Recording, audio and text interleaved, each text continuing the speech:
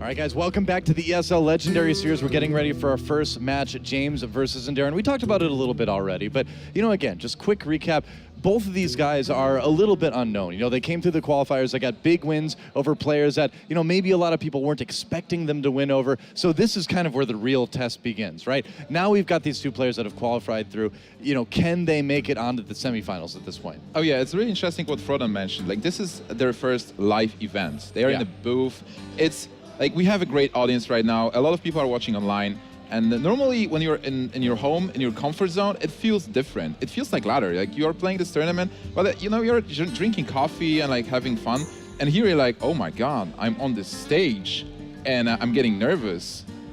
Right, exactly. The pressure is on, and of course, you know, the money very big here too. I mean, that's a lot of cash to take home if these guys can get first place. I mean, almost everybody here, to be their biggest winning that they've ever had. Arnardi has won a fair amount of money, Amaz has won a fair amount of money, and Life Coach has won the online invitationals, but for the rest of those guys, it's big prize pool on the line. We also got a shot of Inderen. Want to call attention that he was on Team H2K, which is very recent, and you know, they have some involvement in League of Legends and Dota. That's a game that, of course, you might know a little bit about. I've heard of it. You've heard of it. But, you know, it's really cool that even more teams are starting to get involved in Hearthstone. So this is a big coming out party for him. Is this the first opportunity that Inderen can prove not only to, you know, new viewers and spectators, but to his new team, saying, I am worthy of being picked up here? Also, this tournament is a major one, so it will grant points for the World Championships, and something really big for those players. Like, the first place grants 100 points, which is almost being first in 2 seasons in a row.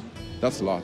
That's pretty insane. On ladder, that's right. Yeah. Just to clarify, because you know, if you win ladder, if you place high, you're going to get points for the World Championships. But at the same time, you know, winning those tournaments, lots of money, and you get some points too. I think it's not a bad deal at all. No, not at all. So, I don't know, are you guys ready to check out the classes that these players are going to be bringing to this first match? Oh, certainly.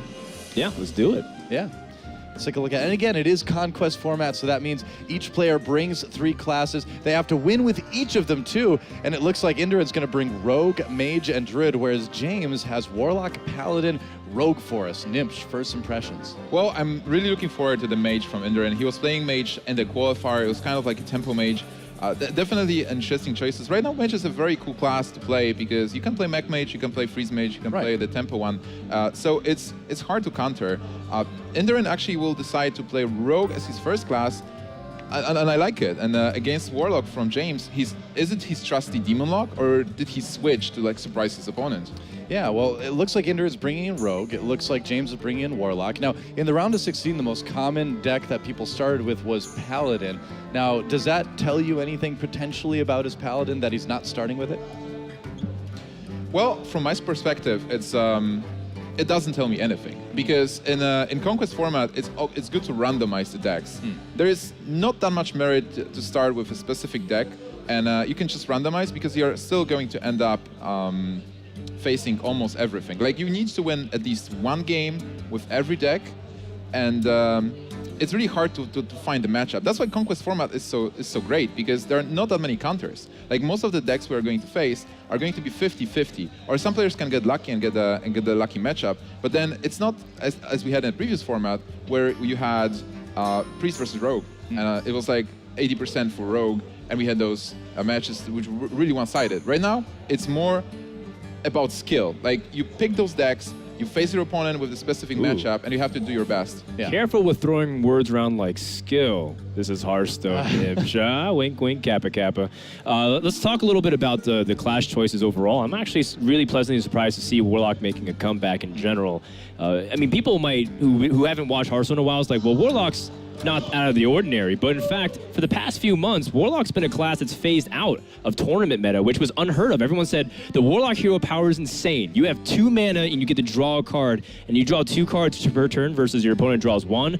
That means Warlock will never be bad. It's like, well, in this case, Warlock actually got phased out and it's starting to make a comeback with Demon Lock, you know, of all things, right? Not even Zoo or Handlock, which is traditional archetypes that we're used to seeing. So I'm really impressed already that James is willing to stick to his guns. He's not saying, you know what, I'm just going to play Mech Mage. I'm just going to play Oil Rogue. I'm just going to play Hunter. Because those are the common lineups that I normally see in terms of the dynamics. Now, there's been like little rumors here and there of maybe aggro Rogue coming back a little bit. You know, the backspace Rogue that we saw a lot last year. Do you think we're going to see maybe a chance of that? Well, I definitely think that there is a possibility, because in this tournament and in every tournament, element of surprise is really important. Of course. So if you are bringing rogue deck and your opponent thinks he mulligans against an oil rogue, and you in fact bringing the face rogue, you are having an edge. Because you mulligan differently versus super face aggro decks and mid-range decks. And if you win that one game with that rogue, that might give you an advantage to win the whole match. Yeah. Now, speaking of the new decks that we see a lot, right? We've got this big sort of mech contingent among decks, mech shaman, mech mage, even mech druid once in a while on the ladder, right? So where do the mech decks fall in the current meta for this tournament? Well, I mean, Mech Mage is far and away the most clear, prominent figure right now in the entire meta game. Mech Mage, brutally efficient, has taken the place of Zoo as being the board control dominant, very fast type, and even worse, it's like it scales really strong in the late game. Sometimes Zoo just peters off and they're life tapping to fill out their mana curve, but you still have threats like Dr. Boom and Antonius that can scale into the late game and still destroy your opponents even if you've stabilized. And that's what makes Mech Mage so scary.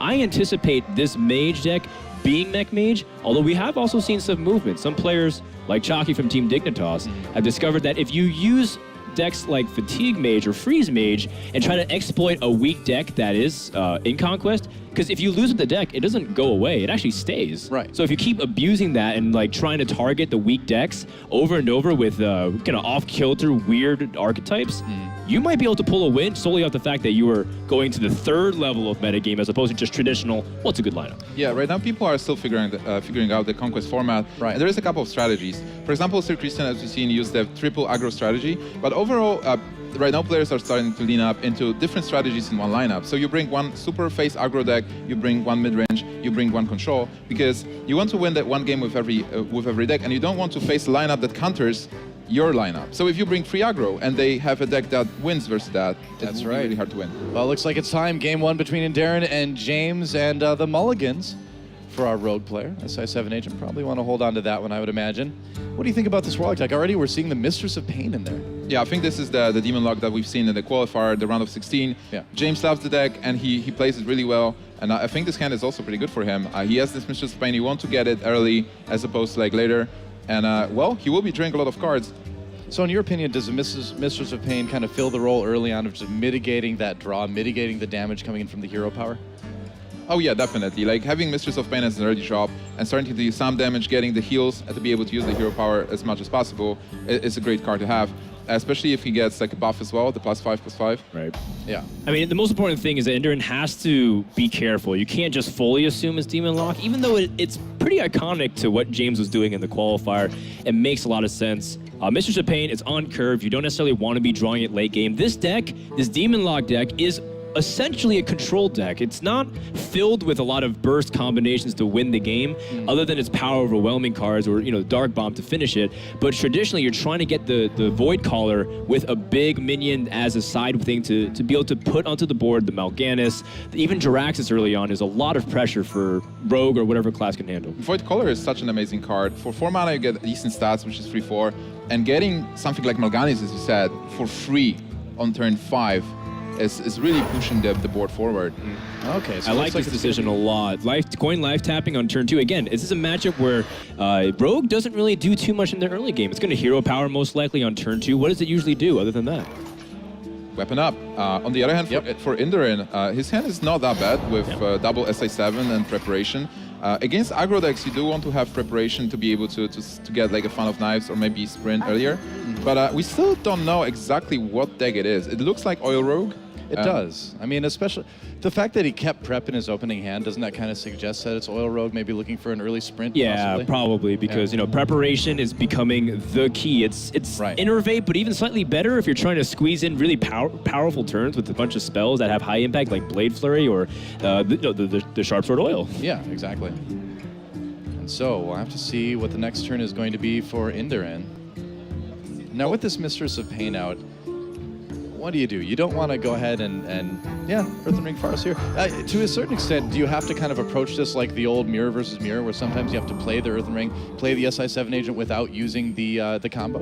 Or Yeah, the I think it's really important as a rogue to develop your board, to play a couple of minions early to be able to deal damage, and then burst your opponent with Oil, with Blade Flurry being one of the best cards in the deck. But here we can see James having this Abuse the Sergeant and using it greatly to to clear the Farseer. This was why he kept the Abusive Sarge in the first place. Rogue is known to have a bunch of 3/3s early on onto the board. You get that Abusive Sergeant, it fills out the mana curve, and you tap. And remember, the most important thing is tapping. You want to draw the cards, control the board, and ultimately go for a strong enough position where you can push Rogue out of the game, similar to how, well, honestly, Handlock faces off against Rogue normally. That's a good point. Looks like an easy clear for Inderen if he wants to go with it. This is why the Warlock's hero power is so powerful, because normally if you look at the Demon Lock as a deck, there's a lot of random cards that don't work that well as single cards, but together they work great. So with hero power, you're able to draw a lot of cards throughout a couple of turns, and then make those strong plays. Like, let's say Abusive Sergeant. Here it's being used mostly to clear minions. It's not a card that's going to deal damage. Yeah. So that Mistress of Pain survives the turn. Still out for James right now. Yeah, I wonder how much he really wants to continue to be able to tap versus play into something like the Fan of Knives too, because Implosion normally on curve, especially if you have a guaranteed chance of killing, is great. Yeah. But the danger always is, what if I roll low? What if he has Fan of Knives and everything just poops out from there? So he's crossing his fingers, but in the end, I guess he didn't really get a good Implosion anyways. Oh man, yeah, that Implosion didn't work for sure. Yeah. At least he had a way to clear the SI7 anyway. At least he wouldn't feel as bad if it got Fan of Knives, I suppose. Silver lining, right? Yeah. Well, back over to Inderen again. And we see that Violet Teacher now. Yeah, that's one of the most. Want to set something up with the combo in the backstab. One of the most important cards in the deck. People really underestimate Violet Teacher a lot, just because she doesn't exactly look flashy, but those 1/1s add up a lot, especially against a deck like the Demon Lock, where they don't have the most AoE at its disposal because they're trying to go for more board control-esque things. So having those 1/1s to do those little bits of damage is going to matter a lot. Yeah. This match for now will be mostly about board position, and players will continue trading for long as somebody gets an advantage. Like, both players, they do have a lot of burst overall. Like, James in his Demon Lock, he has that power overwhelming, he has Dark Bomb, and he has that Abusive Surgeon. So if he takes control over the board, he will be able to push with damage. And same for Inderen. He will draw into that oil eventually. Right now his hand doesn't look that great with double sap. Yeah, the SI7 agent not really going to be able to be comboed out with the Lotheb coming down too. It's a little bit awkward. Yeah, that was a really sharp move. A lot of people might be tempted to start drawing and let the Violet Teacher live a little bit. Absolutely not. That has to be the way to deny it the best. Lotheb will take a contact. It might even live and draw a little bit more damage. So an excellent move here from James. Yeah, just going to establish the board a little bit more with that SI7 agent. Could have killed Lotheb with all that damage, but that would be a lot to face. So it looks like he's going to go to face instead. Yeah, that's his only chance. This turn basically for Inderen was really bad. Just playing this SI7, not really doing much. Then James has options here. He can deal with Violet Teacher. He can even develop Sylvanas. He can taunt Lotheb. There is a lot of stuff he can do here. Yeah, actually, there's several plays here. I suppose he can build the board if he wants to make himself more insured against things like Fan of Knives and AoE with the Nerubian Egg. And then, of course, you do have the ability just to Dark Bomb, clear the board, and play it really defensive as well by clearing off the Violet Teacher. It feels like a pretty good middle-of-the-road play here. Yeah, another Dark Bomb gives him even more options. Off the top, just to tilt your opponent a little bit. That's right. Forgot the thank you emote, so a bit of a sequence error, but I think ultimately James rather is playing very well. Yeah. How important do you guys think it's like mind gaming your opponents, like casting the Dark Bomb off the top instead of one of the one? I always do it, man. I mean, because if you make them wonder, did they do it? Do they have another one? I think it's always worth it to get any little kind of edge you can in that way. Especially in a situation where both players are actually new to offline events. Yeah, totally.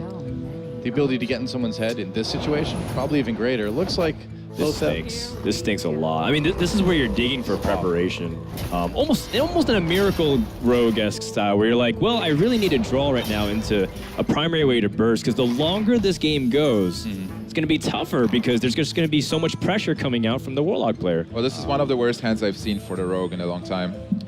It's pretty bad. I mean, the thing is Oil Rogue is so consistent, but you do have these games every once in a while where you just have all the wrong cards at the wrong time. That's kind of the situation that Inderen's in right now. And for James, the situation is great. He has a lot of cards. The board is empty. He has that Nerubian Egg, so he can do whatever he wants. Yep, power overwhelming. Oh, second powerful. I mean, that's a lot of power in his hand. It's an overwhelming amount, you almost might say. Definitely. He doesn't need to yet. Those powers plus Abusive Sergeant and Dark Bomb is 13 damage, so it's a lot to consider when it's only 5 mana and you already have a few other things. But for now, I think it's best used as a trading tool.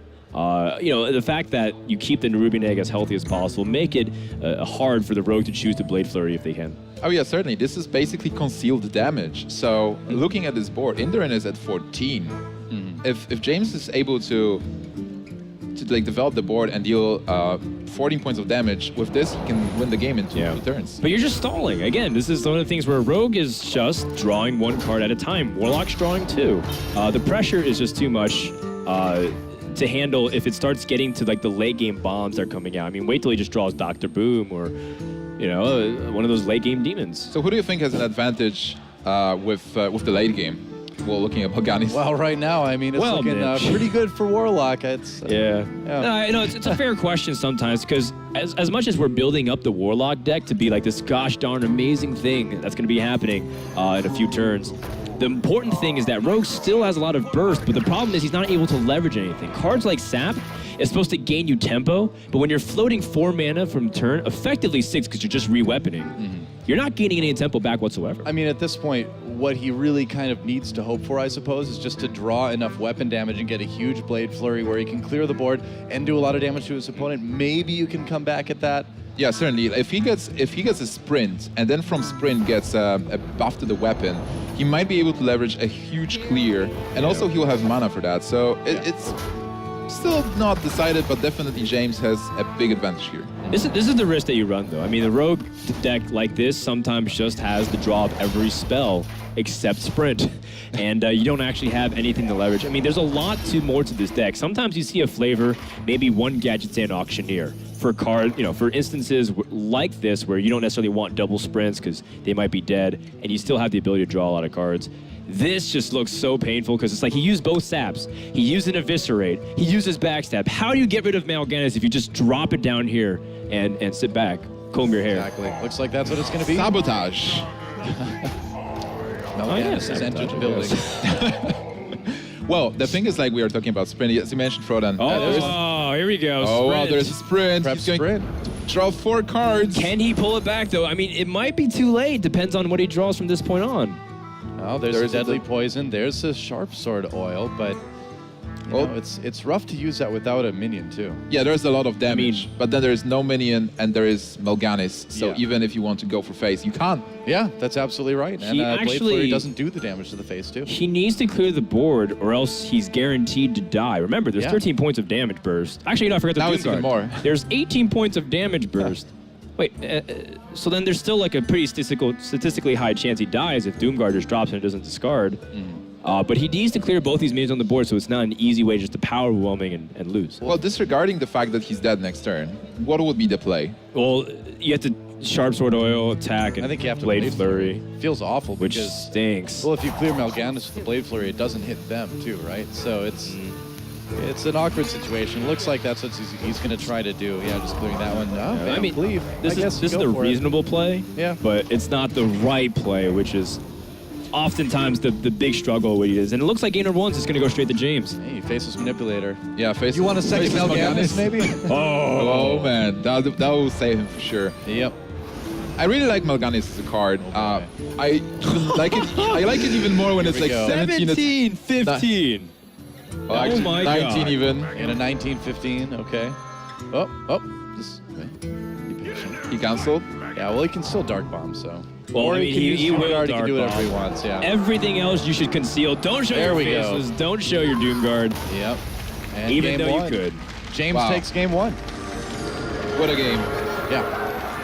And really cool that it's, again, the Demon Lock that's coming back. I just want to emphasize like how cool it is, just because for so long, everyone was bored of Warlock in a sense. Because it's like, well, every other every other deck that's remotely faster than Handlock should be Zoo because it just doesn't fit, right? And then every deck that's slower than Zoo might as well just be Handlock. But this is definitely its own interesting type where it relies a lot on small things like grabbing tempo back, being able to do like big swings with the Void Caller, and ultimately just control the board really well. Strong game from James. I'm very impressed. I also want to strengthen how important deck building is in Hearthstone. Because in the beginning, everybody was like, oh, there's a lot of demons in GVG. Let's build a demon lock. But everybody failed. Like, nobody had a good demon lock. And then Silent Storm proved that there is a good demon lock build.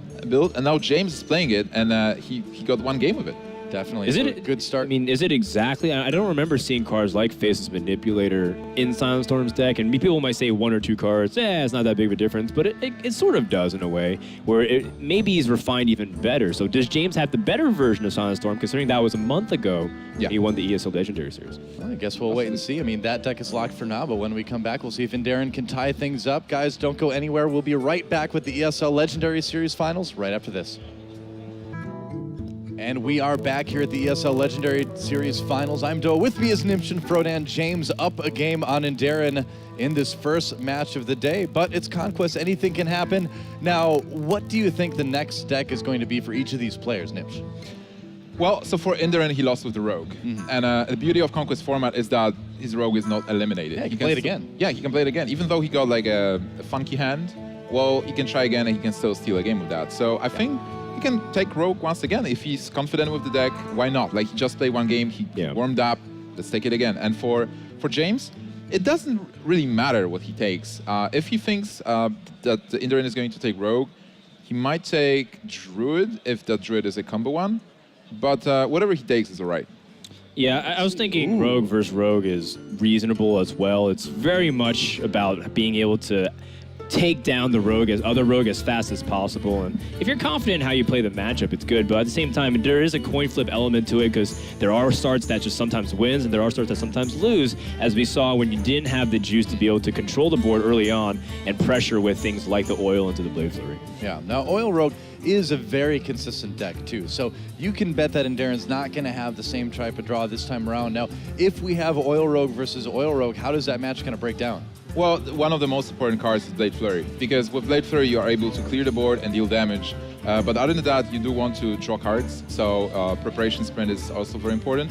And it depends on what they have, but the key turns are the big sweep turns. Well, it's certainly looking like Oil versus Oil potentially from this opening hand on both sides.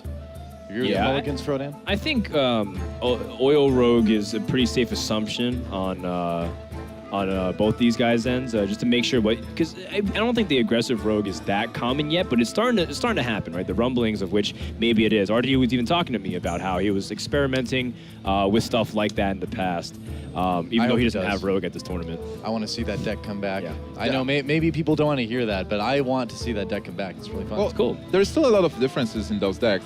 Maybe those players play the exact same list, but still, you can, as Frodan said, you can have a Gadgetzan. You can have Dr. Boom. Some players run one shade of Naxxramas. Some people run Deckhand, some don't. So there's still a lot of variation, and I think like Deckhand version being more aggressive will have an advantage, but still, it's all about getting the cards, Blade Flurry, and also coin is important. Inderen, this time he gets the coin, he will be able to coin SA7 if he gets it. He did in the opening hand. Yep, that's right. So here we are, Inderen, with the first turn. Nimsh, I want to toss a question to you. People used to say in the Rogue mirror all the time the importance of having the card next and the coin when the Miracle Wars was such a big deal. Do you feel like that's the case nowadays with Oil Rogue becoming popular once again? I think yes, because with the coin you are able to play Violet Teacher earlier. You can play Violet Teacher on free preparation sap and get instant board presence. Getting the coin for SA7, getting earlier plays, even like preparation sprint on free if your hand is really bad. So I think like coin preparation sprint. Coin preparation. Right, okay. Yeah. Let's just in case. Not prep sprint. Or prep coin sprint. That would be quite awkward. Did you see that thread the other day that was like forbidden Hearthstone techniques where like you can take advantage of stuff if you with play APM? If you have high enough APM, if you have 600 APM, you can coin Mountain Giant. It's dirty stuff, man. Like double BGH. I don't know if I just like condone that. Oh, okay, Doe. I guess you play by the rules. I'm an honorable fellow. Sure. You are an Aldor Peacekeeper. I get it. That's right. Well, All right, so here for Inderen, he has to decide what to do with this 3-3. He has backstab. Yeah. I sort of like putting out Violet Teacher pretty early where it's awkward for your opponent to deal with it. He would have to like Deadly Poison and Eviscerate to get rid of the Violet Teacher. Because if you backstab and like put out Van Cleave, it's pretty much no different than having a Violet Teacher. In fact, you give yourself a couple of stat points. You're even more vulnerable to the sap too, Right. because it means more when it kicks out Van Cleef. I certainly like the coin Violet Teacher me too. backstab kill with weapon. Yeah. And then you still have a follow-up because you do have cards you can play on 4. That's certainly quite a bit safer.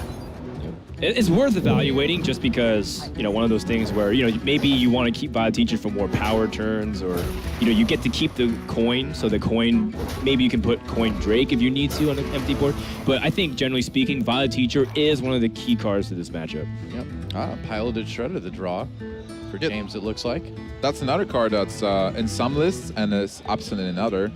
Here, James has to decide if he wants to play that Violet Teacher or Pilot Shredder. It feels wrong. Like, you know your opponent played Violet Teacher and he has a token. He has initiative. You know he's going to cast spells next turn. So if you play Violet Teacher now, you might just lose it and you're not getting any tokens, no value. I feel like the Piloted Shredder would be a little bit, you know, safer, you know, because even if it gets taken out, which it probably will, you still got something else coming back.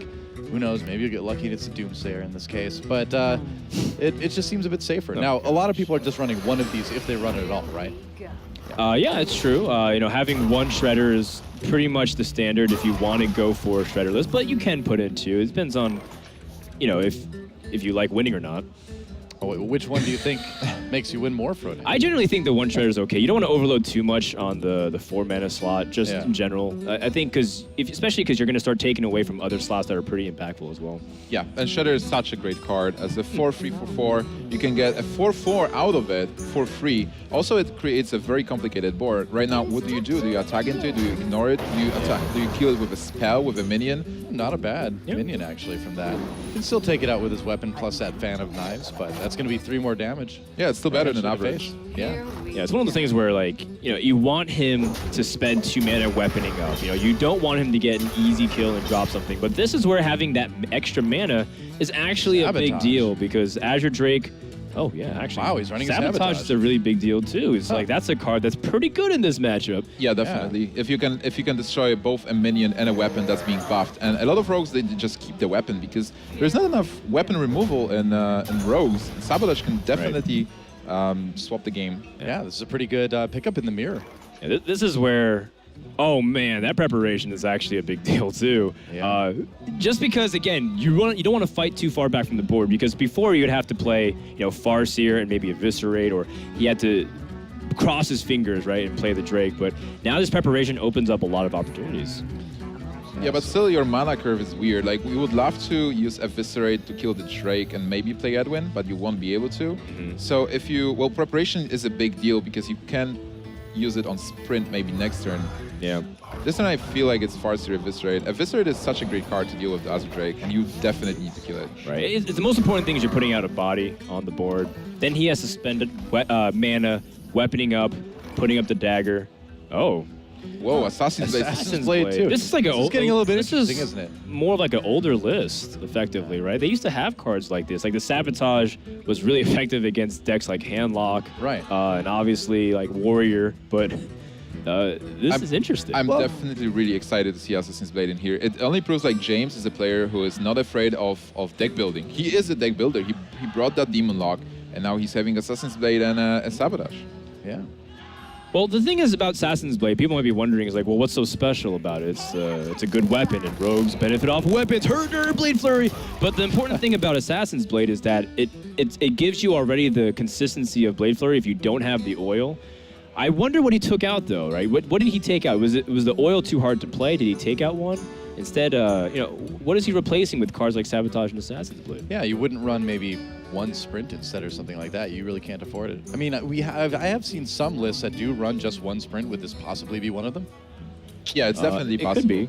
Could be. I'm sure he's not running, well, I'm not sure if anything in James' deck, but what you could probably cut is the deck hand if there is one. Yeah. Or not running Shades and Extramas. One sprint. Okay. Yeah, I think it's time to prep sprint. No shift. You can sap, you know, maybe if you grab a backstab, even you can weapon up. Oh, another prep drawn as well, too. And there's that Tinker's Sharp Sword Oil. I like the sub though. Yeah. Sap is good. Well, you can't afford the other one really without prep. Probably don't want to do that this turn, so. 3 to the face? This is pretty significant. The sap was really big because look at the hand, and this is part of the criticism against Assassin's Blade. It's so expensive. Yeah. Right? It's like, how do you get it out? There's no way for you to reduce the charge of that whatsoever, or the cost of it. Well, when you get to those like 5 mana, 6 mana turns, that's when you want to start to do some serious comboing, right? That's not when you want to spend the whole thing just playing a weapon. And that's why we saw it take it out of a lot of lists. Yeah, that's why like sometimes the rogue can get stuck. Like we've seen a bad hand from Inderen before with only spells, but on the other hand, right now we see almost only minions for James. And rogue definitely doesn't want to play 1 card a turn. Yeah. I mean, he's not in the worst position possible. You can actually deal with this pretty easily with the SI7 agent draw. Yeah, maybe just go pick your 4 mana minion, and then he's not worried too much about losing his weapon charge because he has Assassin's Blade to just start things new. So, I mean, this is a pretty easy play to just set up a 4-drop plus SI7 agent. But the most important thing is how James plans to use the mana for the rest of his turn, and more importantly, his timing on Lotheb, because that is also a big MVP card. That's always huge in Rogue versus Rogue. So, looks like this might be another Violet Teacher turn. Just maybe try to get something established. I definitely like Violet Teacher, weapon up, Deadly Poison. Is there a Deadly Poison? Yes, there is a Deadly Poison. Oh, he could prep sap with that and too. prep sap, yeah. That's sick. Yeah. That's a very strong turn. Wow. That is a really big power play because he can clear the board and again get ahead in the tempo. Is he going to see it? I think Violet Teacher is a high priority. I'd be really surprised if he went for anything else like Van Cleave. Remember, it's all about making sure that Gnimsh feels you're worthy to become the successor. Oh, he could actually Blade Flurry too if he wanted, but if he wanted to clear it, but there is the risk that it becomes a 4-health minion, you can't do it. Yeah, it's definitely better to sub the Pilot Shredder and get a tempo advantage, especially looking at his hand with, he has still Oil and Blade Flurry, and as we said before, Blade Flurry, one of the most important cards. There are no taunts in this rogue deck. So James right now is facing a really difficult board state, and he doesn't have a clear in his hand. Sprint again, that's not going to help him too much right now.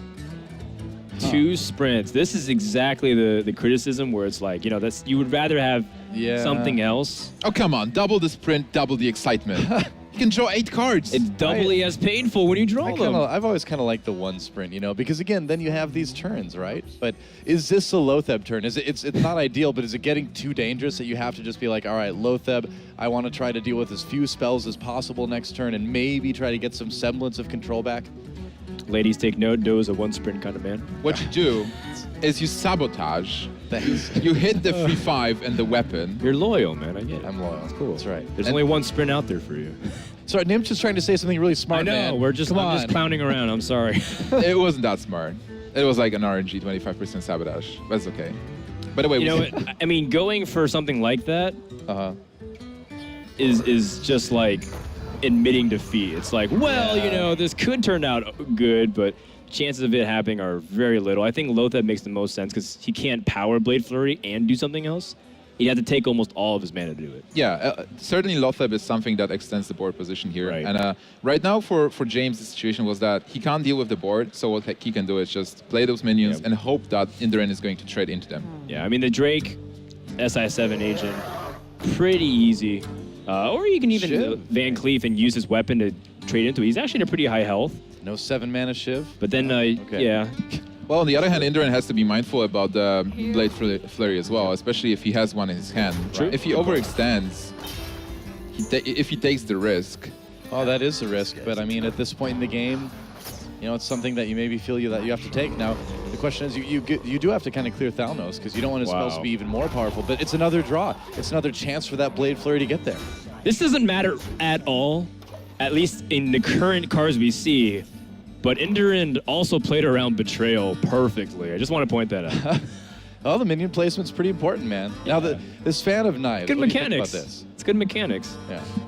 It's ability to clear out some of the 1/1s maybe, but Yeah, it's the not fun- looking good for James. Exactly, the Fan of Knives is really awkward here. Yeah. Like, it only kills 2 1/1s. The good part is the Sabotage is going to hit something bigger, but James is still dead next turn. Inderen is, just from his hand, Inderen is representing at least 9 points of damage. We'll have mana Sharp for Swords for a... Let's see. Yeah, you're right. So 9 close points to of that. damage. He just needs 4 power on board to win next turn. Yeah. So for James to survive, he needs to clear everything since one of the You gotta kill the Violet Teacher, right? Even though the Drake's really annoying. Like, I mean, this is obviously the wrong play because you get buffs to the spell power on the Blade Flurry and the Shiv, but we know that, and he doesn't. Well, in those situations where you're facing a very dire board state, you have to assume that your opponent doesn't have anything good. Like, you Right. can't play around the cards that kill you. You just have to think about the situation you're seeing right now. All right, well, he's got plenty of damage here, especially with that Eviscerate draw, and that's going to wrap up game number 2. And you know what? Inderen ties up the series, and that means he can finally rest easy, because going down 0-2 to start off a best of 5 is really difficult to come back from the comeback. Yep, got the win with the Rogue that he wanted, and now our series is all tied up. Well, I think James is kind of glad that Rogue is out of the way, because James is left with Rogue and Paladin. Paladin is very bad versus Rogue, and then playing a mirror match, as we've seen, was bad for James as well. So right now, Rogue for Inderen is out. He's left with Druid and Mage. Those are decks that Rogue can deal with. He can steal a win, and Paladin also can steal a win against those decks. So with the Rogue win for Inderen, this match is still undecided. All right. Well, what do you think is going to come out next? What do you think the choice is going to be? I think for James, he can continue playing Rogue.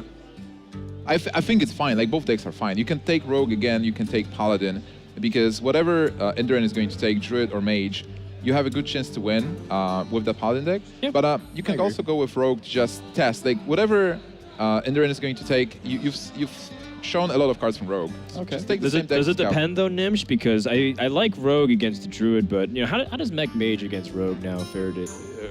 Sorry, assuming it is Mech Mage, or maybe even something else, other kinds of mage like the Tempo Mage. What do you think? A lot of players, they have different opinions on that. It depends who you ask. I think it's more about 50-50. I would give maybe a slight edge to Rogue because there are clears. So if it's a Mech Mage or Tempo Mage, they can't really overextend into AoE. But then again, there are freezes. So there's like Snow Chugger for the Mech Mage, Water Elemental for Tempo. So they freeze the Rogue, and they can shut down the Rogue. It's a really tricky matchup. We'll see what happens, guys. You have to take a quick break, but when we come back, ESL Legendary Series continues right after this. Welcome back, guys, to the ESL Legendary Series Finals. Joey here with Nimsh and Frodan, and we have a tied series between James and Inderen. The match on the line. Those points for the Hearthstone World Championships later this year are on the line as well. So we talked a little bit before the break about what the decks might be for these guys. You know, let's recap that a little bit. You know, we have a win for Rogue, we have a win for Warlock. Where do we stand? Well, we currently have Paladin and Rogue remaining for James, and Mage and Druid. So 4 different classes. We won't see a mirror after that. In fact, Rogue was the only class that was shared. We don't know what mage it is exactly yet, and that's what makes it so scary, because there's 3, or you can make a case for 4 different types of mage decks that could be out there, and I feel like we're going to be able to. I mean, maybe it's mech mage based off. Maybe I'm overthinking it. Well, we'll but at see. the same time, I'd be pleasantly surprised Well, we're going to see the mage. to Mage see versus what Paladin. happens. I mean, here's also another point. If you're a person that comes out and plays standard decks, I'm just going to put it out there. You're pretty forgettable. If you're just like, oh, well, I'm playing Mech Mage, I'm playing Fast Druid, I'm playing Oil Rogue, and it's like, cool. Inderen knows how to play decks that are pretty well established, and you know what? Maybe he executes really well. But at the same time, this is an opportunity for you to also stamp your style, something for people to like about you. And I mean, if he's just playing normal standard decks, I feel like that's also a wasted opportunity, because you don't have to just keep copying or doing something else that someone else is perfect. I certainly agree. And Yep. James is a person that shines here, bringing the Demon Lock and then bringing the Rogue with Assassin's Blade Or and Sabotage. Paladin. It's like Paladin is terrible against Oil Rogue, right? That's the general notion or feeling. But you only can lose to it once. It's not going to dominate everything. You can't play it again. So he's brave enough to bring a deck or a class that we don't really see as often in tournaments, but it's starting to make a comeback. People are like, yeah, maybe you can play Paladin, because you're only going to lose once. And we saw that in Kingwin. We saw that in other online tournaments. And now we're seeing it here. Well, that's the nice thing about the Conquest format, right? Is I feel like it gives you options to bring more varied decks than you maybe saw in the tournaments we saw previously. But Mage and Paladin, a very, very different game, I think, than we saw last time. Oh yeah, certainly. And I'm also really curious about this Paladin because you can bring a more aggro-oriented Paladin with Defender of Argus. Aggro Paladin? Or you're saying a more aggressive version? Yeah, it's like it's a mid-range. Okay. Yeah, I'll take I was Aggro like, Paladin. listen, No, Mitch, I know Avenge is cool and all. No, divine favor there for you. Pirate Paladin all the way, man. Cannons, pirates, must for gosh. battle. Trust me. it Pirate works Paladin. so I mean, well. Captain Pirate Greenskin in Paladin is not too bad. Got but- weapons. I'm telling We've you, seen man. it if you Pirate play Paladin. Hammer. You know what? You're just too far ahead of the meta, Doe. I'm Maybe, actually going to maybe. recruit you for the Temple Storm meta snapshot if you keep talking like that. Dude, I'm dominating Korea with Pirate Paladin. Just wait. Well, That is Sixo why was playing Korea Pirate is Rogue not was winning pretty the World good. Championships this year. Pirate Rogue is All okay, but Pirate Paladin, it's kind of like the dichotomy. You don't expect it, you know? Are you being successful with it? That's right. Are you having a good time? I hope so. Definitely. Yeah, because you have to be kind of nice. Well, it's time to move into the game, guys. Speak of nice things, you can do that. Pirate, or see, now I've got pirates on the brain. Thanks. Paladin versus Mage, and Darren with the Mage. Yeah, you know, James. Sylvanas kind of has that. Yeah. So we can already Eye see for patchy look. Inderen. For Inderen, we can already see Yeah. this is kind of like a similar mage that he brought for the top 16 rounds. Yeah. This is tempo mage.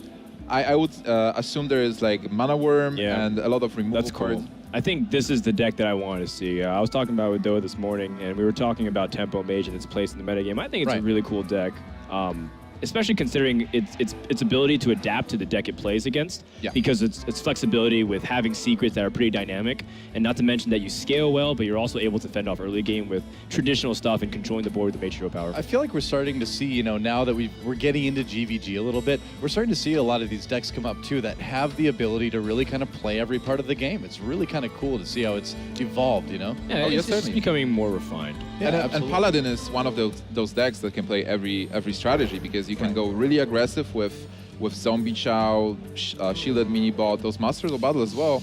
3 weapons. Wow, that's a great head a lot for of Inderen with Zombie Chow and Mad Scientist. How do I hold all these charges? That's a pretty good start though for Mage. Yeah. Zombie Chow to control the early board because that plus the hero power will be able to stabilize much better against cards like. What an awkward like hand. Buster for James. That's a lot of weapons. Yeah. It's a lot. Oh man! I'm sure James would have to have dual wield right now. Nibs, I it's think time to do some math. It's math time with Nibs. What are the chances that he draws a second Choose Over champion, have every single weapon in his hand? Well, Tyrion Forging is kind of like a weapon as well. But he's got 5 cards out of Gives you a weapon. 30. What if he just draws Choose Over right here? Oh, Sludge Belcher. All right. Well, this is a bit awkward. Do you just make a dude here? I guess you kind of have. Yeah, you have to make it. gonna well, die, You but- can actually you can make Master for Battle as well to start. Yeah. Oh yeah, yeah. Battling For for battle, board. start chipping Make away, many it's okay. dudes. What do you swing with the weapon, though? Swing at the... Because you don't want to really give Mad Scientist the secret early on, so you don't want to take it down even though it's the weaker minion. I mean, you're gonna get the health back from Zombie Chow, so might as well maybe. Yeah, we can probably swing at Zombie Chow. Yeah. I mean, the Zombie Chow already is quite indicative. It's like, you don't really play Zombie Chow in Mech Mage. It's counterintuitive. Even though you want to control the board, you'd rather play Cog Master. You'd rather play other cards that have earlier prominence to do damage as Undertaker? opposed to give it. You'd rather play surprising. Undertaker if you somehow got a time machine and traveled back 3 months. It's true. And if so, kindly pass me back that time machine. I'd like to use He's gonna go with that. The thing is if you get that secret out early with all the Silver Hand recruits, I suppose you can pop it and activate it, perhaps. it. Yeah, there's also the risk of something like this. A mirror entity too. Right, it gets drawn into the hand. Yeah. And that's then, true. the longer you keep the Mad Scientist, the higher chance that they draw the cards and not draw it from their deck. The Yeah. problem for James is that I think Inderen might be playing a counter spell. Yeah, counter. It's usually like one ofs, right? Like one Yeah. mirror entity, one counter spell. Right in the middle. Duplicate. I think they play duplicate as well. I think it's like a stylistic choice. Sometimes you just rather have Arcane Intellect because you want to dig it. If you, like the late game draw. I know I talked to Freshco a lot about this deck actually, and he was telling me like he prefers Arcane Intellect over a duplicate. Just because sometimes in the late game scenario, duplicate won't pop, especially since people have gotten so good at playing around duplicate. Just don't kill their minions. Yeah, exactly. Just leave them all alive. Stop, Doa. forever. Yep. Just wait till they get 7, then they can't play anymore. The board's full. Brilliant. Well, now James has to decide if it's a counter spell or does he want to develop a weapon to be able to deal with Zombie Chow. The awkward thing is that if it's a mirror entity, the only minion he has in his hand is Sludge Belcher. That's kind of rough. Yeah. I mean, it's pretty much low threat, but I think another must for battle here is okay. You're not really too worried about the weapon charges. Right.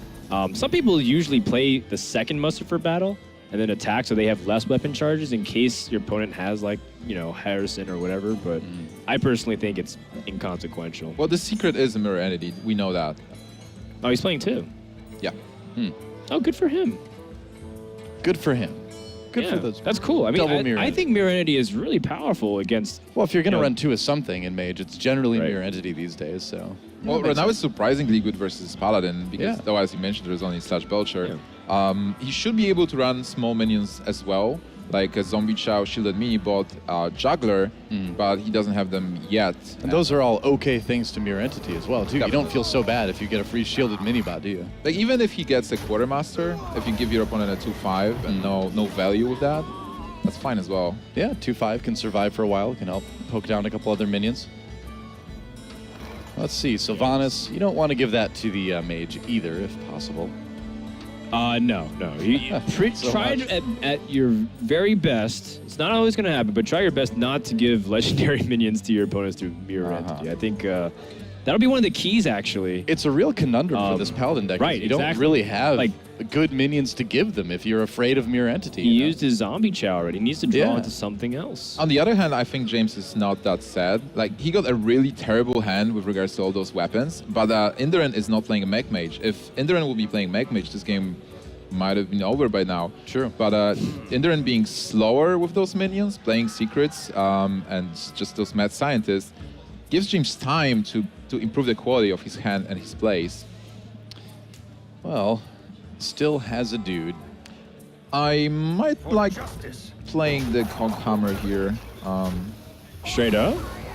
Just, I think you After recognize you. that it's Tempo Mage. Yeah. I'm okay with drawing out 2 mana from him by just hero powering. Because Yeah. then you deny an easy turn 5 where you can grab a head on board. I mean, again, tempo is pretty important. right. I'd actually be okay with even equipping a True Silver Champion to answer whatever comes out next. But generally speaking, like, if you did that, he would drop Sludge Belcher and then you'd cry. Well, the thing is, like, you can create a dude because on turn 5 normally there is a Sludge Belcher coming. So if you have the True Silver hidden in your hand, you can follow up with True Silver and kill the Belcher with the weapon attack and a 1/1. Fair enough. Yeah, exactly. I think so. I mean, I think both plays essentially get stopped by the same thing, the Sludge Belcher. But I mean, the Drake, answering the Drake with True Silver is pretty much the ideal scenario. Right. Well, what are we going to see Inderen do? I mean, I'm pretty sure it's this Azure Drake because It's a natural It's one. a weak board. Yeah. And you are worried about True Silver as well, but It you know, then cycles again, they pretty well. take damage, and you still get the card, right? So it's Yeah, you want to increase the quality of your hand. Right now, his Yeah. hand is really weird, and playing 1 minion a turn is Right. not something Inderen wants to do. He wants to develop the board, Yep. get some damage in, and then finish the game with fireballs or like big minions. I mean, not to mention that he already has Frostbolt in hand. Oh, he's okay. Sludge Belcher is perfectly fine as well. It's just a reasonable thing. What do you think he's playing around here, Nibs, when he drops the Sludge Belcher? Well, with a Sludge Belcher, he ensures there is the True Silver Champion. Lol. for checking Second one, yep. a lot of weapons. All right, so it happened. Well, I think it's not like he's playing around something. Basically, with Sludge Belcher, where there's a True Silver Champion, he's at least getting the 1/2 that will be able to trade with a possible token and stop the attack from True Silver. So, in hindsight, I prefer Sludge Belcher. I think so too, because even if you drop Azure Drake and he denies with a True Silver Champion, well, it still leaves the recruits out. it's gonna leave you in a similar position, but you're 1 card less deeper in your deck for less options.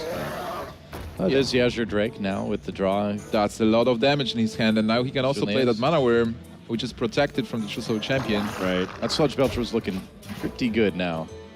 Oh, actually, this makes a lot of sense too. Yeah. Okay, makes sense. Oh, the Black before Knight. he drew the Black Knight. Wow, Black Knight is actually an amazing card. Yeah. Yeah. No, actually, it makes total sense what Inderen was doing there to make sure that to protect the Azure Drake with the 1/2 Sludge, which obviously I forgot. And the Mana Worm, too, Derp. now. But yeah, of course, you're taking that out, and now the Black Knight actually completely destroys that possibility. Yeah, the Black Knight doesn't get that much value with the taunt, but then the fact that James will be able to reach the 4/4 with his weapon is actually huge. Well, but the problem does still exist. It's a mirror entity out on the field, so you're giving a Black yeah. Knight to your opponent. And I Well, think out as of we agreed minions, you before- could give him a vanilla 4/5. It's not the worst thing. Probably, I'd probably rather give that to them than a Sludge Belcher. What do you think? Yeah, definitely. A vanilla 4/5 is not that scary, and you do want to get rid of the 4/4. So Sludge Belcher is also Sludge Belcher is essentially a 4/7 with stats with counting the token. Yeah. Yeah, just add the stats overall. Yeah. Before and after. It's probably one of the more painful moments you have to experience, but the inevitable one. You know, I suppose the thing is too, and yep, there's that mirror entity. Depending on what happens, he's probably not going to get a chance, but he could always Coghammer that Black Knight as well too. So while it's probably not going to happen, I suppose it's a possibility that's out there. Inderen is really close to lethal right now. He's off mana, and he's, I think, 3 damage off as well. If he will have 8 mana, he will be able to deal 12, 16, 20 points of damage. He is not able to do that yet, so I think Mirror Entity is a great card because you just saw Paladin struggle against this one Mirror Entity, giving you the Black Knight. Yeah. But Unstable Portal first. Yeah. You like Unstable Portal as opposed to just fireballing it and pushing for like tempo? I like personally, I like Unstable Portal because you do have an advantage here. If you play Mirror Entity, you are proven to get something else, and Fireball is a card that can like finish the game next turn. Like next turn you have 8. And if you get something meaningful from Unstable Portal... Look, it's a pirate. Wow. Okay, what I say? Pirate Paladin, there it is. Yep.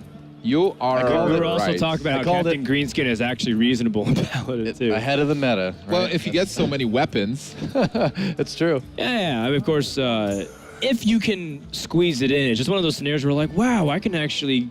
1 + 2 = 3. It's like, yeah, of course those synergies exist. It's just, do you have the luxury of being able to do so? The answer is sometimes no. Not this game.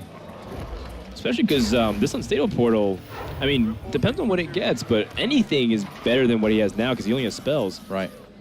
Sorcerer's Oh, that's a great pick. That's really good. Well, Fireball would be better because that would be lethal, but still, Right. with Sorcerer Apprentice, he can get, maybe he gets like a charge minion if he gets, let's say... Sure, it's just a cheaper Unstable Portal, and you get to blow up the board a little bit. Oh man, this Unstable Portal can decide the game. What is he going to get? Leroy? I don't Gonna be... Whoa, that's a great card to get. Is that the Mechanier Leopardome? Thermoplug. Yeah, that's right. Yeah, I've actually never played that card. Mechanier Thermoplug. I've never actually seen this in Oh a my tournament game God. before. Yes. Imagine, Wow. imagine is getting so- a Leopardome. That is so sick against Paladin. Are you kidding me? it is. You're getting Leopardome for every one you kill. Yep. Infinite Leopardomes. Thanks. No more dudes for the Paladin here. You Frostbolt the face too, right? For sure. Oh, yeah. Yeah. You don't want them to be able to use their weapon. Yep. This denies the green skin as well. Yeah. Save that second Frostbolt. Totally agree. Wow, what an unstable portal. That one's going to be scary when it comes out. All right, so being right. James, you are. I mean, he doesn't need it oblivious. to come out. He's on lethal right now. Yeah. Do you Yeah. show the mechanism? Of course you do. You have to because play you it. make Say them it. think it's in your deck. How can you not? Yeah. Engineer. It's a 6 mana Thermoplug. And when else are you going to get a chance to play this in a tournament game, huh? The question becomes, as soon as this game gets finished, how long until Crypt makes the video? How good is Mechgineer Thermoplug? I give it about approximately 30 minutes.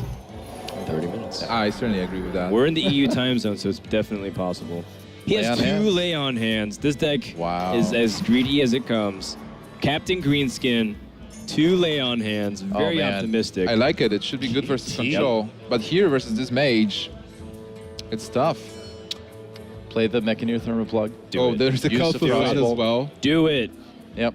Or do you play KT here? You know, are you maybe a little bit worried about like Right, equality equality or something? consecrate. Well, that would kill KT too. I Yeah, that would kill suppose. everything. But, so play the Mechanier Thermoplug. How much damage can play he the do? Frostbolt. He can do 10 this turn, well 11 with the hero power, I suppose. I like playing the Thermoplug, Frostbolt phase, going Yeah. to phase as well.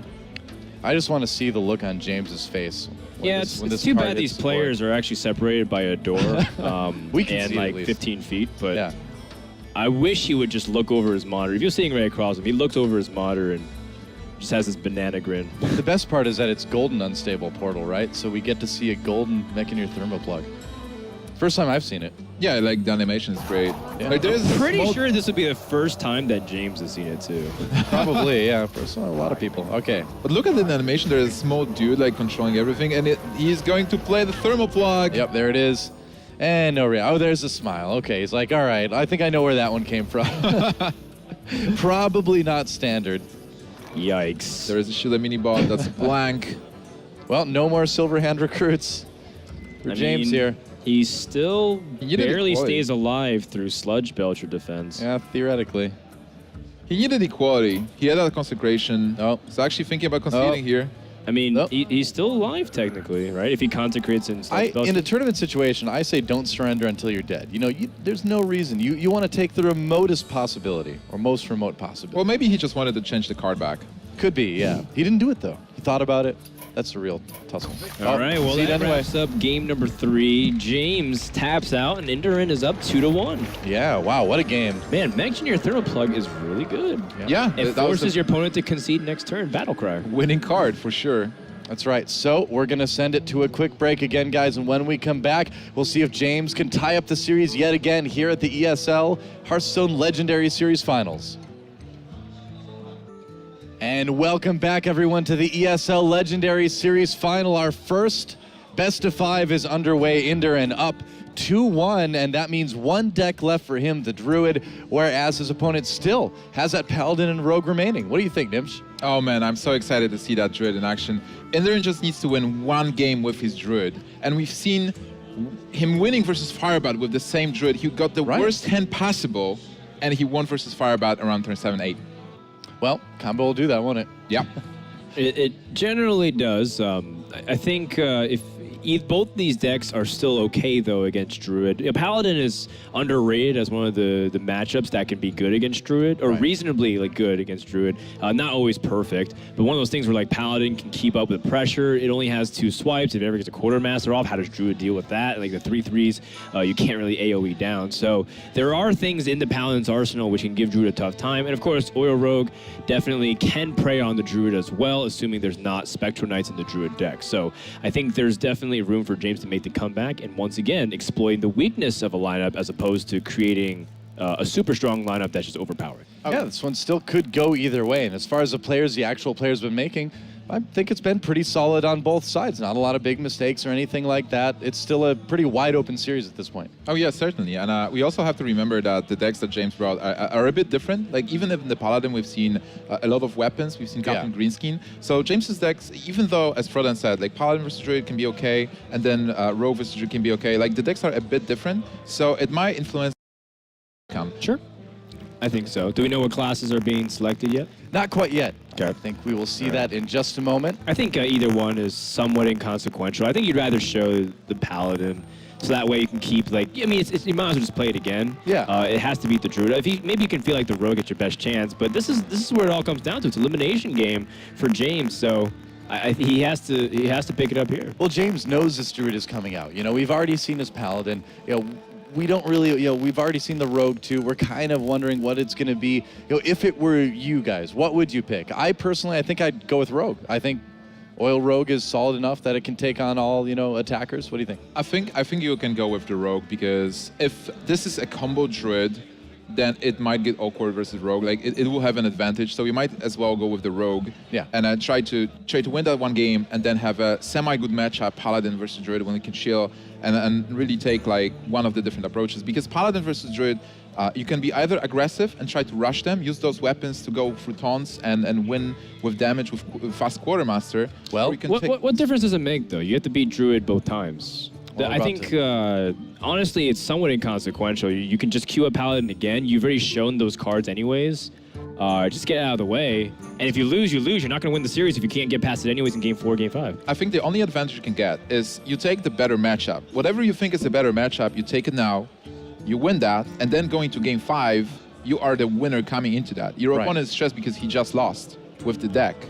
And he has to, again, take... All right, fair enough. So it's going to be Paladin versus this Druid, looks like, for James. I mean, look, guys, it doesn't really matter. So, you can just say I'm right and let's move on. But okay, Frodan, you were absolutely just right. Kidding. Gosh, all right. Well, it doesn't really matter. Druid versus Paladin. I think it's going to be really cool. I think there's some interesting choices here that might influence. Captain Greenskin, for example, buffing the True Silver Champion to a 5 attack might be super valuable against a lot of the 5 health minions that might exist in the Druid deck, like the Ancient of Lores, like if he manages to silence, if he gets anything else that's there, like say a Yeti's in there, or some other obscure thing that pops out with 5 You have to be so careful with hitting Druid creatures with with weapons though, because any damage you take brings you closer to getting comboed down. There's a lot of stress here too, especially for James with those weapons. But on the other hand, he has double lay on hands because he has those that's a good point. weapons. So, but the card we haven't seen is Equality. And he is running double lay on hands. He has to have equality in there, right? Double lay on hands means it's more control. I've seen versions without equality, so... Right, but that would be more like a mid-range aggressive approach. Would you run double lay on hands with no equalities? That's a very interesting question. Maybe risky. he does. Maybe. If we don't see it.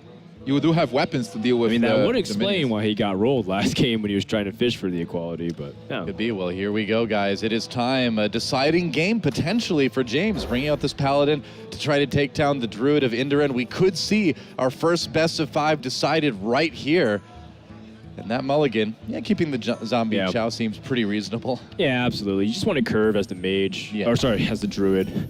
Curves are nice, whatever. Ramp Druid, I like it.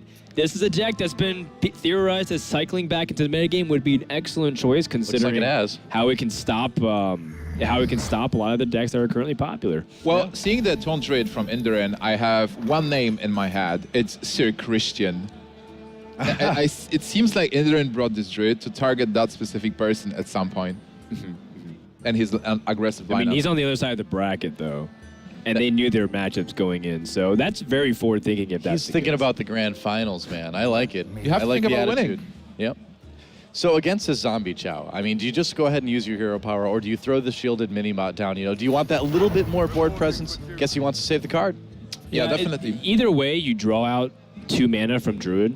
Right. Generally speaking. So this is more of like a test. Like, does he have wild growth? And if not, he uses his hero power, and then I don't have to give up shield and mini bot for nothing. Yeah. Yeah, I like it as well. He's got that Wrath, too, that he could cycle, but you'd think the hero power would be the way to go here. Yeah, I mean, Wrath has a lot of versatility, especially against a lot of those annoying minions that are hard to reach. You can also use it against Aldor Peacekeeper, so there is some merit there. You can still cycle it later because you do have a full hand almost. I think keeping Wrath here is okay.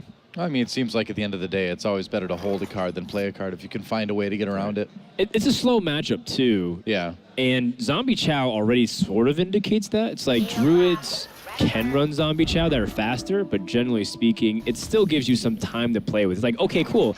I can stall until I get True Silver Champion out, and I like it. Dropping this on turn 3 means Druid has to hero power on turn 3, and then makes his turn a little bit more awkward.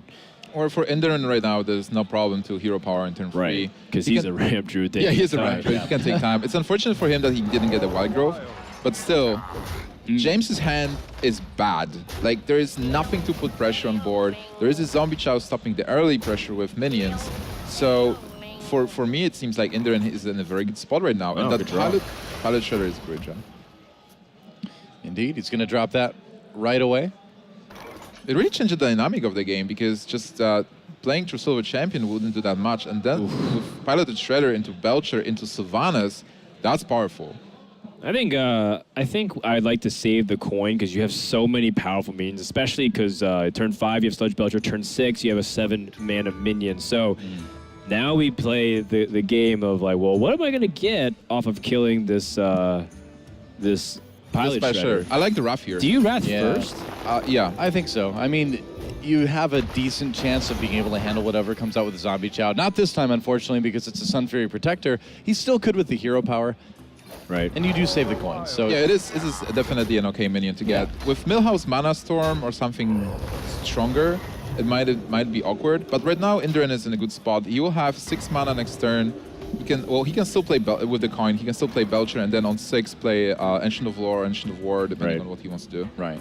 This is a really big deal. Paladins can take initiative, and as soon as it starts getting a little bit harder, or sorry, a little bit crazier, it's going to get harder for Druid to fight back on the board, just because it doesn't have the mass AoE removals that are available to a Paladin. And so if it's going to be playing slower, things like Equality Consecrate are going to rule the board. If he plays Equality. I wanted to say that James has the Sylvanas, which will be very important, but Inderen actually got a Keeper of the Grove, which is a huge draw at this point. Fair enough, fair enough.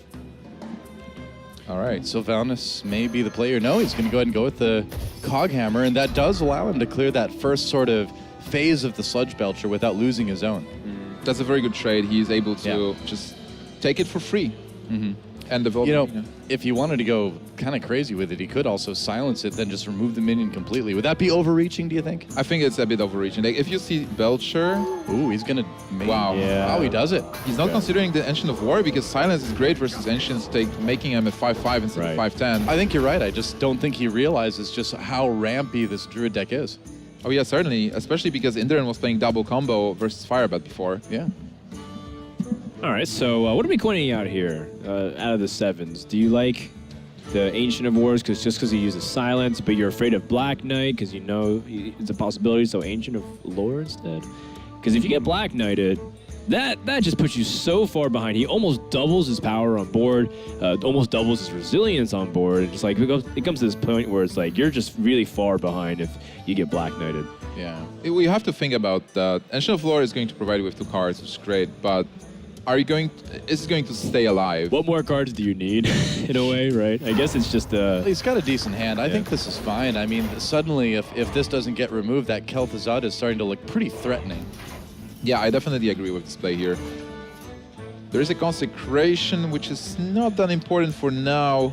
James has 7 points of damage. If he gets the True Silver, that's not enough to deal with this 5/10. Seems like maybe you want to drop the Sylvanas here to sort of put some threats and say, all right, hey, if you want to play more big creatures, I've got a way to sort of get that board control back.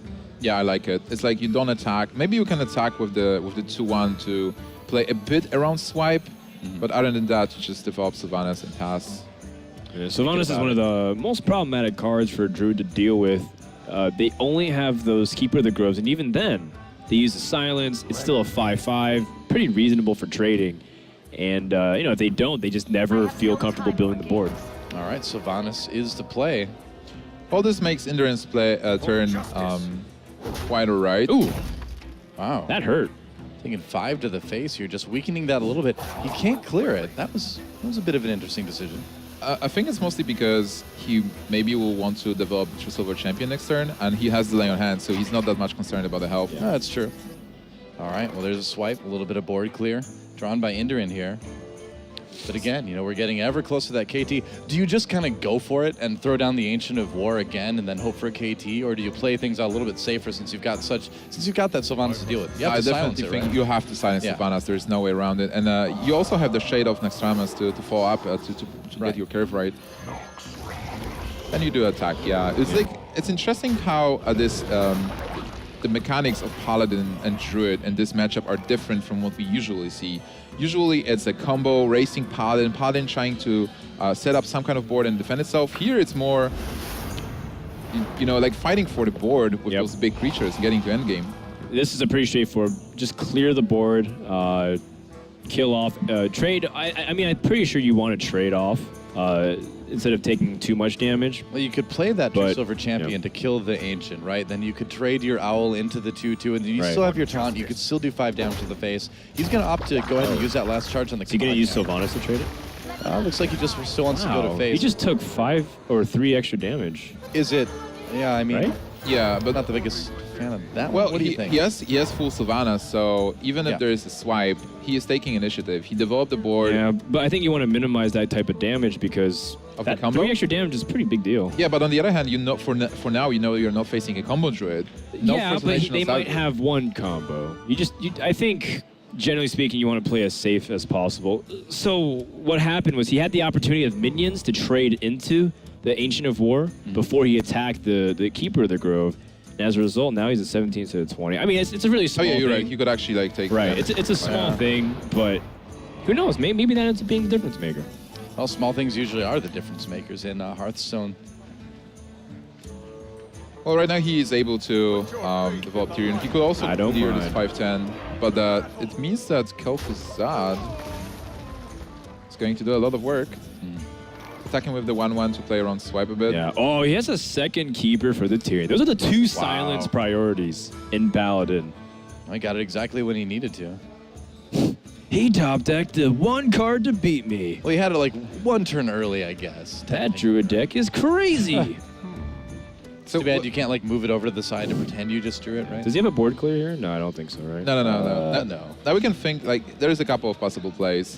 You can develop Kel'Thuzad because it's a great card, and then Paladin will have to go through everything you have, but it's possible that there's equality that will change the dynamic of the game. Silence is also great because you do shut down Tyrion, and Sylvanas is also shut down. And you have 7 more mana, so you can play Ancient of Lore. You can heal certain things, so you can even swipe maybe. Would you swipe, or would you just go ahead and innervate Ancient of Lore? I like Lore. You can also attack with a 5/9 into 5/5 and then heal it to have like That's pretty clever. 5/9 again. Oh, yeah. Use the Ancient of Lore heal if you want to. Gonna go maybe with the swipe, deciding. Yep, there it is. Innervate hero power just to take down. Looks like Sylvanas. Okay. All right, so Inderen decides to get damage to face. He's not afraid of damage from Paladin because Paladin is not known to have a lot of bursts. Like, nobody's playing Avenging Graph. This is not an aggro Paladin. It was quite slow. So Paladin just wants to outlast you. Yeah. Yeah. The lay on hands is going to be pretty big. It's going to be like one of those things where eventually Drew is going to run out of cards in his mind, but that's where like Ancient of Lore is really big too. So I think there's some big swingers that can happen. Depends on how these next couple turns pan out. Personally, I think just addressing the board here is the best way to do it. Choose over champion, clears the board. You have a decent number of minions on board, and a pilot shredder to boot. I really like how many choices those players have. Last turn, Inderen had so many viable plays, and there is no burst on both sides, so this game is really delicate. Best case juggles. There he goes. 2 to the face. How about them apples? Them apples are stuffed with knives. Ouch. I call them like I see them, right? All right, so probably Kel'Thuzad is a card now that you can't really play. Yeah. But then Scenario is fantastic board development. Unfortunately, you have to worry a little bit about Consecrate, but if it doesn't come, then yeah, KT suddenly becomes very, very big the next turn. Anti-heal, this deck is having so much heals. So he just wants to kill hunters. He just wants to kill hunters, right? He just like double heal with Lay on Hands and Antique Heal Bot. He just wants to live. He just wants to live and never die. Antique Heal Bot, Lay on Hands, Quartermaster. He could get, you know, the 2-dude Quartermaster, a couple 3/3s. Seems reasonable. I liked it Not to bad. do Quartermaster. Yeah. If you consider... Unless you died a combo. Yeah, unless you died a Well, combo. that's the big risk, isn't it? How much damage is there with the Druid of the Claw? That's 10 damage incoming. But you can heal too with the True Silver if you want to. Well, I mean, it depends on what James reads. So he says if he has 1 copy of the combo and by some chance he does it, it'd be 21 damage. I would heal myself and make sure I'm okay. A middle-of-the-road play would be to play Antique Heal Bot and Quartermaster as opposed to Hero Power and Quartermaster. That's true. You'd still get 1 3/3 out of it. Right, you're at the end actually of the day that you safe can in use both. right away. You're actually safe in both scenarios. And I think like James this. gets whiff of this, saying, you know what? It's not worth it trying to be a little bit greedier. I just want to make sure. And of course, on the flip side, if Druid gets Mind Control tech, you're kicking yourself in the head. Yeah, exactly. He's not playing around Mind Control tech. But you can't play around everything. That's just the unfortunate nature of it. Hey, you've seen 1 swipe as well, so this board is pretty safe right now. Yep. Wrath is a pretty good card to get. He will be able to Wrath for free if he wants to. Yeah, or maybe just clear the board as much as possible. You know, you Wrath the Antique Heal Bot for the guaranteed removal, and then play Druid of the Claw, Hero Power 3/1, and then kill off a Quartermaster. Yeah. You limit down to 4 attack. You're still at 7 health, but at least you're, like you said, Nibs, it's really hard for a Paladin to burst. You've seen a lot of weapons, and your opponent has only 1 card in hand. What can it be? You've seen 1 Lay on Hands as well. It just so happens to be the best card that isn't Tyrion in this scenario. That's actually quite funny there. Going for the most clear possible, leaving the fewest minions on the board. Very, very safe play from You Inderen. might be right, Nibs. Maybe he doesn't have a quality. Oh, wow. Okay. Second Lay on Okay. Hands. Oh. Is there any quality? 3 cards for James. One more. No, is this Well, Zombie Chow is one of the most terrible cards you could get I in know. the game. It's I want really to give my awkward. opponent some health back right before I'm about to kill him. Make it dramatic, you know? Wow, you know what, guys? If there is no equality, he's like James is going to be in huge trouble because Kel'Thuzad is going to get played next turn. Does he want to play Gil'Thuzad, or does he want to play the Ancient of Lore? Well, I think it's about time. If you haven't seen equality by now, you know, when are you going to see it? Well, actually, I think Frodan has a valid point, as because with Ancient of Lore, you're going to draw cards, and your board is still great, and there is like nothing that's going to trade into your board. I like both of them. It's like, if you think there is no equality in the Paladin deck, which is Right, you still haven't seen it, but he just drew 3 cards off of lay on hand. So You know, at what point do Pretty you just kind of scared. start to bank on it, you know? Because if it is in there, it's more and more all likely to right. draw a Well, we Sneed's found old our answer Shredder. there. Yeah. Sneed's old Shredder is pretty nasty. If he's afraid of dying to some capacity, he could heal himself, but I think Sneed's is the clear cut. That is a top deck. Right? What Not other card bad. is better in that scenario? Yeah, it is. I Okay. would play Sneeds. And you know what's amazing? Like, he has 3 really big cards in his hand, and nothing has more than 7 attack. In your face, Biggie Hunter. That's right. Oh, okay. Let's see what actually, the this pile is really good. Really good Is it sequence. going to be a Doomsayer, right? That's the question. That's Web Lord. Not too helpful. That's there. actually perfect for the Druid Claw. So it only loses 1 health. Yeah. Yeah, and then play Sneeze, and you're good. Even if there is equality consecration, Yeah. you're fine with that. Golden Sneeds, man. Yep, you get back another legendary. Like a Not Pago. Even if he Yeah, has like a red Nat Pagel. black hair. Red Blackhand. Maybe making your thermal plug. Other Peacekeeper is kind of like an answer, but not really. He needs that equality that he doesn't have in his deck. All right, guys. What do you say? What is the chance that he doesn't run equality? I'm thinking I would say since we've seen 2 games, it's looking pretty good. But then again, it's perfectly I mean, you might possible have that a we point, haven't seen Nibs. it yet. You might have a point. Maybe Passioncraft has ruined my Hearthstone sense. Maybe. You know, what he needs is 3 Aldor Peacekeepers. I just be That's- really surprised if he didn't have equality in his deck. Seems But a bit that's just risky, me. doesn't it? He might be running a one-off.